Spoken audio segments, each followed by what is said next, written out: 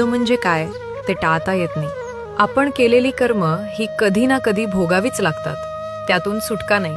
म्हणूनच असं झालं नसतं तर बरं झालं असतं, असं केलं असतं तर आयुष्य बदललं असतं, हे सगळं विसरून जा. कारण जे झालं ते तसंच होणार होतं.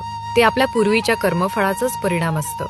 कंसाचा वध केल्यानंतर जेव्हा श्रीकृष्णाने वासुदेव देवकीची कारागृहातून सुटका केली, तेव्हा देवकी भावुक होऊन म्हणाली, कृष्णा, तू स्वतः परमेश्वर आहेस ना, तर मग तू कधीही कंसाचा वध करून आमची सुटका करू शकत होतास. मग 14 वर्ष आमचं दुःख का वाढवलंस?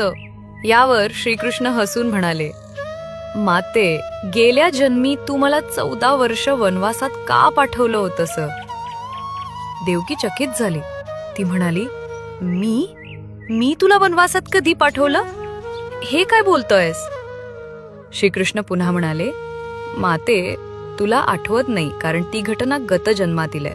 त्या जन्मी तू कैकई होतीस आणि तुझ्याच इच्छेमुळे मला 14 वर्ष वनवासाला जावं लागलं होतं.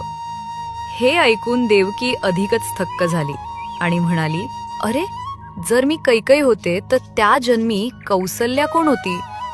श्रीकृष्ण मंद स्मित करून म्हणाले, माते, त्या जन्मीची कौसल्या म्हणजेच या जन्मीची माता यशोदा, जिला त्या जन्मी 14 वर्ष पुत्रप्रेमाला मुकावं लागलं. तेच प्रेम या जन्मी तिला माझ्या बालरूपात लाभलं आणि तुला पुत्र असूनही त्याचं सुख उपभोगता आलं नाही. श्रीकृष्ण पुढे म्हणाले, माते, प्रत्येकाला आपल्या गतजन्मीच्या कर्मांची फळं भोगावीच लागतात.